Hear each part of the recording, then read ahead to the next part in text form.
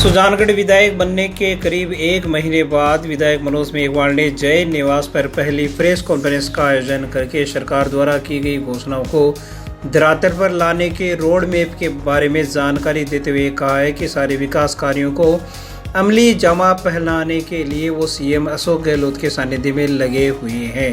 उन्होंने कोरोना काल में परिवार के सदस्यों को खोने वाले लोगों के प्रति गहरी संवेदना जाहिर करते हुए मृतकों को श्रद्धांजलि दी।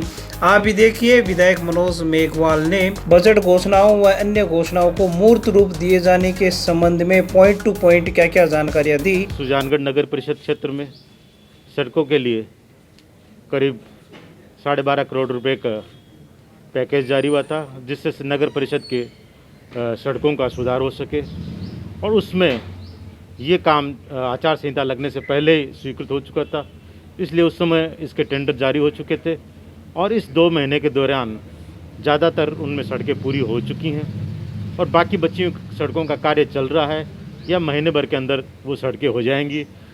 बाकी पूरे के पूरे टेंडर जो जितने 46 जो छोटे पैकेज बना के जो टेंडर हुए थे उनमें सब में काम शुरू हो चुका है। ग्रामीण क्षेत्र में सड़कों की उनके भी टेंडर हो चुके हैं। ठेकेदारों ने कुछ सड़कों के काम शुरू कर दिए हैं, कुछ में जल्दी शुरू हो जाएगा। पर कोरोना की वजह से हो सकता है कुछ ठेकेदारों ने अभी काम शुरू नहीं किया होगा। लेबर की समस्या थी, लॉकडाउन की वजह से मटेरियल की दिक्कत आ रही थी।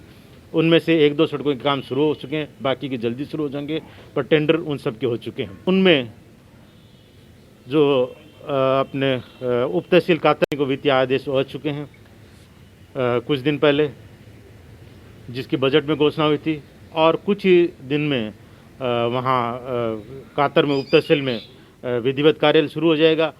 अभी एक बार अस्थायी भवन को अब चिन्हित करने का कार्य किया जाता है, जहाँ एक बार अस्थायी कार्यालय में कार्यालय शुरू हो सके और उसके बाद में स्थायी भवन बनाकर वहाँ शिफ्ट हो जाएगा। एक और विधासर के लिए सिविल कोर्ट की घोषणा हुई थी बजट के समय, उसके लिए भी आदेश आ चुके हैं और उसको भी एक बार अस्थायी भवन में जल्दी ही चालू किया जाएगा। इसके अतिरिक्त कन्या महाविद्यालय की घोषणा हुई थी और उसके लिए बड़ा भवन बनाया जाना है और उसके लिए जो ज़मीन की आवश्यकता, बहुत बड़ी ज़मीन चाहिए, तो उसके लिए नोडल अधिकारी यहाँ सुजला कॉलेज के प्रिंसिपल है, उनको नियुक्त किया गया है और वो ज़मीन चिन्हित करने का काम शुरू है। इसी दौरान उनको एक और निर्देश दिया गया है कि क्यों न इसी सत्र में कन्या महाविद्यालय शुरू किया जाए, उसके लिए आप कोई स्थान देखो। तो उन्होंने अपनी तरफ से 3, 4, 5 जगह लोकेशन देखी है, उन्हों को चिन्हित किया गया है और उनकी जो है चिन्हित स्थानों की सूची सरकार तक भिजवाई है और जल्दी ही उनमें से एक स्थान फाइनल होके और संभावना है कि इसी सत्र में इस कॉलेज को शुरू कर दिया जाए, एक बार अस्थायी रूप से, और उसके बाद में जब ज़मीन चिन्हित होकर भवन का निर्माण होगा तो उसमें वो काम शुरू हो जाएगा। एक सदर थाने की यहाँ घोषणा हुई थी, तो उसके स्तर पर काम है कि सदर थाने के लिए जो पुलिस के जो प्रशासनिक स्तर पर काम उसमें हो चुका है। उसमें 41 गांव चिन्हित किए गए हैं सदर थाने में, वो 41 गांव सदर थाने में आएंगे, उसको अब नोटिफाई कर लिया गया है और उस आधार पर 2 दिन पहले स्टाफ जितना लगेगा, जितनी ज़रूरत होगी, उसकी स्वीकृति आ चुकी है। 60 आदमियों को स्टाफ उस थाने के लिए स्वीकृत किया गया है और उसके लिए भी एक बार अब अस्थायी भवन में ही एक बार उसको शुरू करना पड़ेगा और जल्दी ही वो सदर थाना शुरू हो जाएगा। ये ऑटोमेटिक जो थाना है उसमें सिर्फ सुजानगढ़ शहर ही बचेगा, क्योंकि उसके अंदर बाकी जितने भी गांव हैं वो सारे के सारे उस सदर थाने में शामिल कर लिए गए हैं। उसके बाद में जो अभी जो थाना चल रहा है उसमें एक भी गांव नहीं रहेगा, यानी कि वो सिर्फ और सिर्फ उसमें शहर के लिए वो थाना रहेगा। और भी समय हुई थी, उन पे काम चल रहा है। रेलवे और ब्रिज का काम है, वो बड़ा प्रोजेक्ट है, उसमें पूरी डिटेल रिपोर्ट बननी है।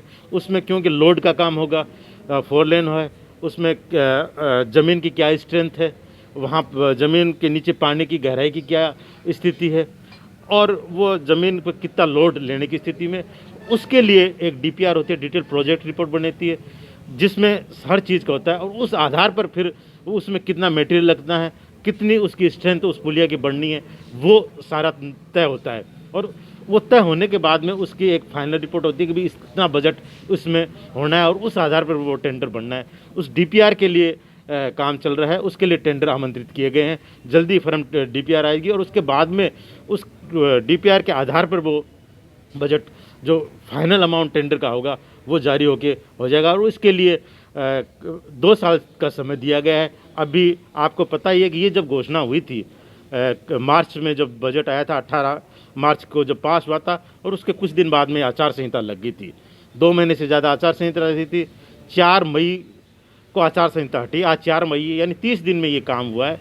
तो धीरे धीरे सारे जो काम हैं, बिल्कुल जितने भी घोषणाएं हुई हैं, सारी थोड़े दिनों में बिल्कुल धरातल पे आएंगी, पूरी होंगी। राज्य सरकार, मुख्यमंत्री जी इस पे बिल्कुल भी तत्पर हैं। उनकी तरफ से कोई कोताही नहीं बरती जा रही है। लगातार जैसे जैसे एक के बाद एक प्रशासनिक स्वीकृतियाँ, वित्तीय स्वीकृतियाँ जारी करती रही हैं।